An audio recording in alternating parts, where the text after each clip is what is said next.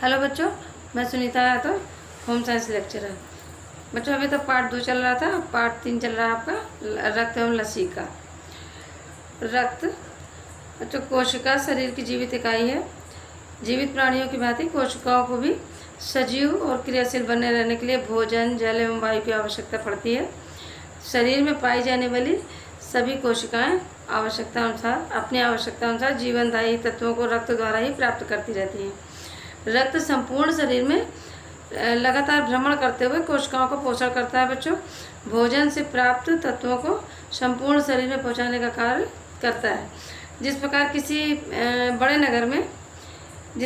बड़े नगर में नागरिकों को जल उपलब्ध कराने का प्रबंध वाटर वर्क्स करता है बच्चों, उसी प्रकार हमारे शरीर में रक्त परिभ्रमण का केंद्र हृदय होता है।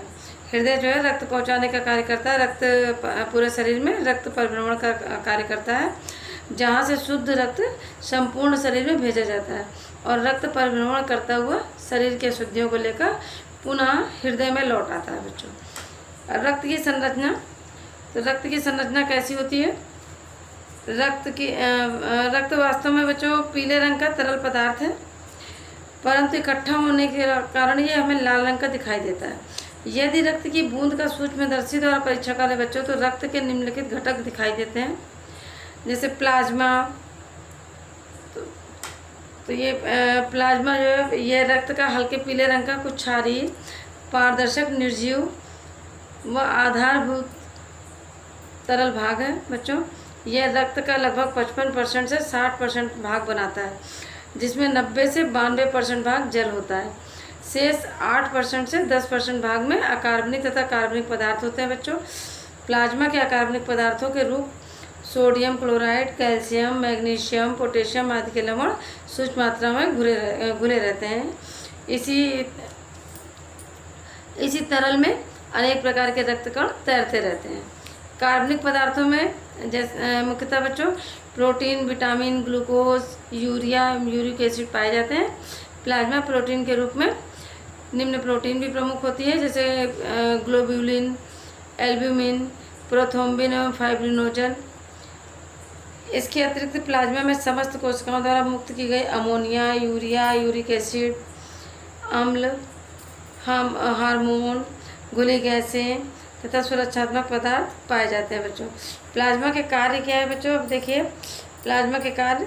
रक्त प्लाज्मा हमारे शरीर में निम्नलिखित प्रमुख कार्य करता है, बहुत से प्रमुख कार्य करता है। जैसे रक्त में प्लाज्मा ही मुख्य तरल भाग है, अतः रक्त को तरल बनाकर रक्त वाहिनियों में रक्त को तेज गति से प्रवाहित करने में सहायता करता है। रक्त में उपस्थित प्रोथ्रोम्बिन एवं फाइब्रिनोजन नामक प्रोटीन रक्त का थक्का जमाने का कार्य करता है। बच्चों यह कीटाणुनाशक विष के प्रतिरोध के लिए प्रतिविष उत्पन्न करके विभिन्न प्रकार के रोगों की रोकथाम भी करता है। शरीर में बनने वाले अनेक हानिकारक एवं विषैले पदार्थों को परिवहन द्वारा शरीर के उन अंगों तक ले जाने का कार्य भी प्लाज्मा ही करता है बच्चों, जहां उन्हें निष्कासित किया जा सके।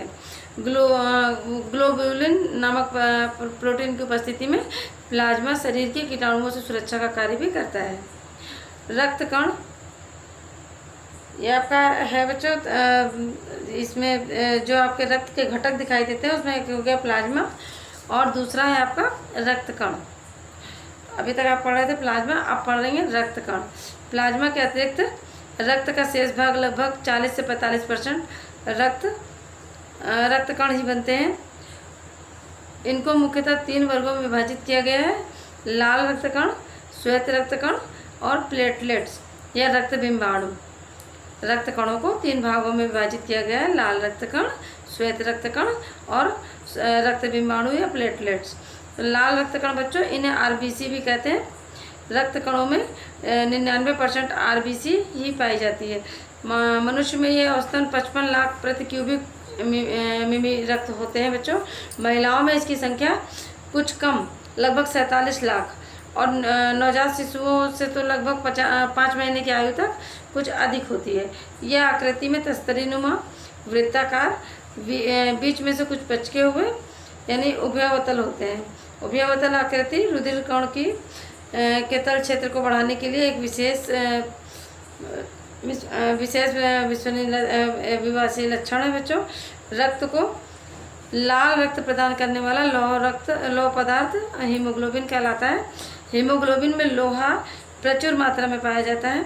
हीमोग्लोबिन ऑक्सीजन को आकर्षित करता है, इसलिए जब रक्त फुफ्फुसों के अंदर कोशिकाओं में प्रवाहित होता है तो ये वायु से ऑक्सीजन को अपनी ओर खींच लेता है बच्चों। जब हीमोग्लोबिन ऑक्सीजन युक्त होता है तो उसका रंग चमकीला लाल होता है और ये ऑक्सी हीमोग्लोबिन कहलाता है। तत्पश्चात क्या होता है कि शरीर परिभ्रमण के अंतर्गत विभिन्न ऊतकों को ऑक्सीजन प्रदान करता जाता है, जिससे कार्बोहाइड्रेट एवं वसा के दहन से उष्णता और ऊर्जा उत्पन्न होती है। जब रक्त में ऑक्सीजन की मात्रा कम हो जाती है तो उसका लाल रंग बैगनी रंग में परिवर्तित हो जाता है। हीमोग्लोबिन कार्बन डाइऑक्साइड को ऑक्सीजन के अपेक्षा अधिक आकर्षित करता है, इसलिए ऊतकों में पहुंचकर ऑक्सीजन के कुछ अंश से मुक्त होकर वहां उत्पन्न हुई कार्बन डाइऑक्साइड को ग्रहण कर लेता है बच्चों। लाल रक्त कणों की जो क्षतिपूर्ति नए लाल रक्त कणों के से होती है। निर्मित होने से नए लाल रक्त कण जो होते हैं उनसे ये क्षतिपूर्ति हो जाती है। हीमोग्लोबिन इन लाल रक्त कणों का अत्यंत ही महत्वपूर्ण भाग होता है, अतः इनकी पूर्ति के लिए हमें लौह एवं प्रोटीन युक्त भोजन अवश्य खाना चाहिए। लाल रक्त कणों का विशेष कार्य फेफड़ों से ऑक्सीजन लेकर उसे कोशिकाओं में पहुंचाना ही है बच्चों। जन्म से पूर्व ये कणिकाएँ यकृत एवं प्लीहा में बनती हैं और वयस्क होने पर ये अस्थि मज्जा में बनती हैं।